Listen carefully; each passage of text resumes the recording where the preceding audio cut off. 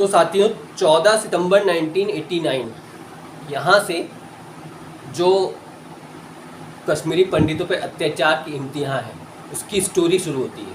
14 सितंबर 1989 से 22 जनवरी 1990 तक 4 महीने वहाँ पर टोटल जंगल राज रहता है। और 14 सितंबर 1989 पहली बार बीजेपी के एक उपाध्यक्ष पंडित टीका लाल टपलू को सरेआम सबके सामने भले बाजार में गोली मार दी जाती है और एक मैसेज दिया जाता है कि यहाँ से कश्मीरी पंडित चले जाएं, नहीं तो फिर मर जाएं। ये वहाँ की पहली घटना होती है जो लोगों को हिला के रख देती है। इसके बाद इसके 1.5 महीने बाद नवंबर 1989 में नीलकंठ गंजू ये रिटायर्ड जज थे। ये वही जज थे जो मैंने आपको पहले बताया, पहले जो मकबूल भट्ट को फांसी देते हैं उनको सरेआम गोली से मार देते हैं और उनकी बीवी का आज तक कुछ पता नहीं चला। आज तक पता इनकी बीवी का नहीं चलता, किडनैप हो जाती है और आज तक कुछ पता नहीं चला इनकी बारे में। उसके बाद 4 जनवरी 1990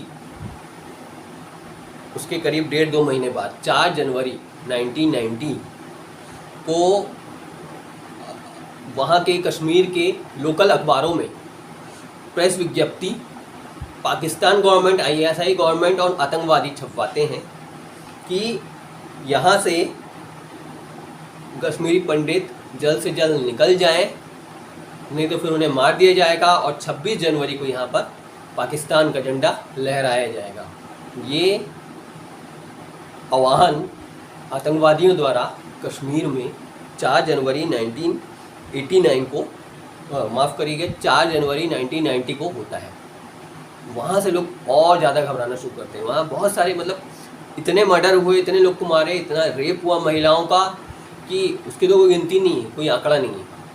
लेकिन बताया जाता है 19 जनवरी 1990 को वो दिन था जब कश्मीरी पंडित उसको ब्लैक डे मनते हैं। जैसा मैंने आपको बताया था, पलायन कश्मीरी पंडित पहले भी करे थे जब पाकिस्तान के शासक आए थे, लेकिन उस समय में इतने पंडित नहीं भागे थे जितना इस समय में। 4 लाख, मतलब वहाँ जो जनसंख्या थी 5 लाख कश्मीरी पंडितों की थी जो रहते थे, उसमें से 4 लाख पलायन कर गए, बाकी कई मर गए। और आज जो आंकड़ा है 10,000 के आसपास, 4,000 से 10,000 के आसपास अभी भी कश्मीर में मौजूद हैं जो उनके अनुसार रह रहे हैं, उनके अनुसार रहे।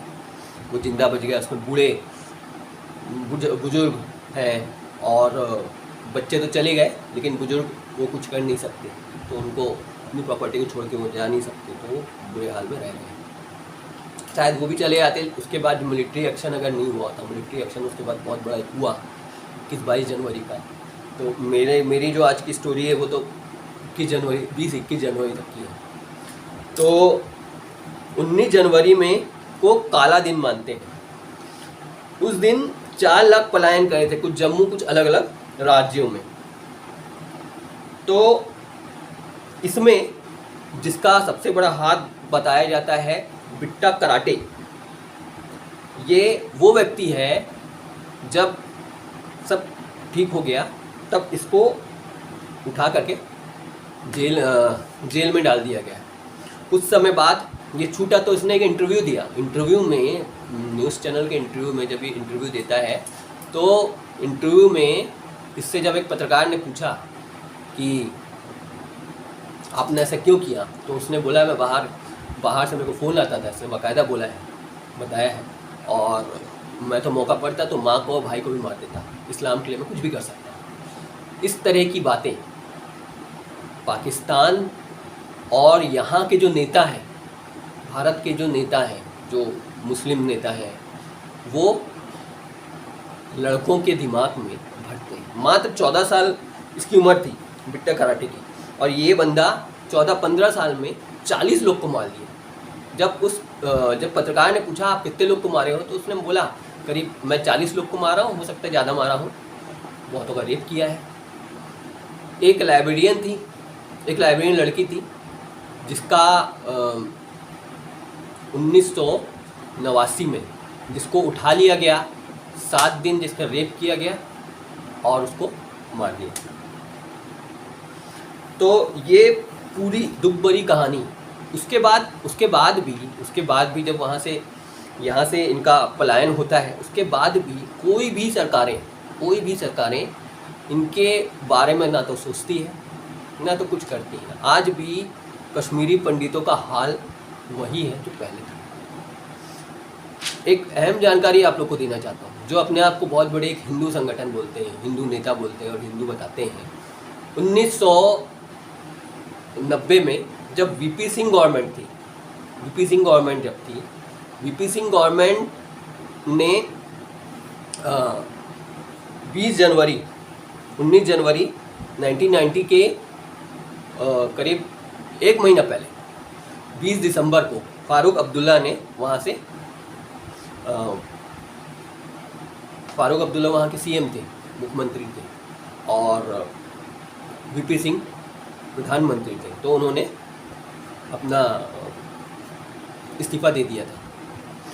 इस्तीफ़ा देने के बाद ये सारी चीज़ बहुत तेज़ी से हुई। ये बात पाकिस्तान ISI समझ गया, साथ में वहाँ के आतंकवादी समझ गए कि यहाँ की जो सरकार है भारत की, वो घुटने टेक दिए हैं सरकार ने, और घुटने अब हम लोग कुछ भी कर सकते हैं। तो वहाँ अवान था, बाकायदा अवान था कि 26 जनवरी को झंडा लहराया जाएगा आतंकवादियों द्वारा।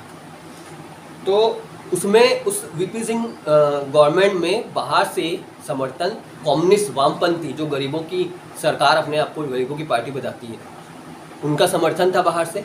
उन्होंने कुछ नहीं किया, कुछ भी नहीं किया। कई वामपंथी वहाँ रहते भी थे।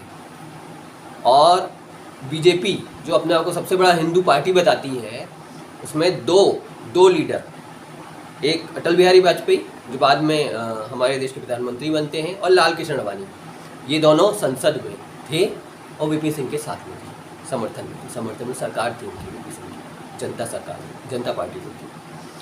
अब आप सोच लीजिए, अब आप खुद सोचिए, ये सारे नेता जिस तरीके से मौके का फ़ायदा उठाते हैं और लोगों को मार देते हैं। उसके बाद ना जाने कितने दंगे हुए, और उस दंगे में कितने मासूम मरे। उस कश्मीरी पंडितों में जब पलायन हुआ, उस वक्त कश्मीरी पंडितों के साथ साथ बताते हैं वहाँ सिख भी, साथ में मुसलमान भी, मुस्लिम जो सेकुलर थे, जो नहीं चाहते थे कि बिल्कुल ये हो, है ना, जो उनके लीडर थे कई, उन लोग भी मारे गए। जो शांत थे वो तो शांत हो गए, लेकिन बताते हैं मात्र वहाँ से 3 या 4% जनता थी वहाँ की, मतलब उसमें युवा को भड़काया गया, जैसे मैं बिट्टा कराटे बताता हूँ। वहाँ के ये नेता जो आज भी हैं, हमारा ये वहाँ के अलग अलग नेता, ये सब शामिल रहे हैं इस घटना में, और ये सब जिम्मेदार हैं।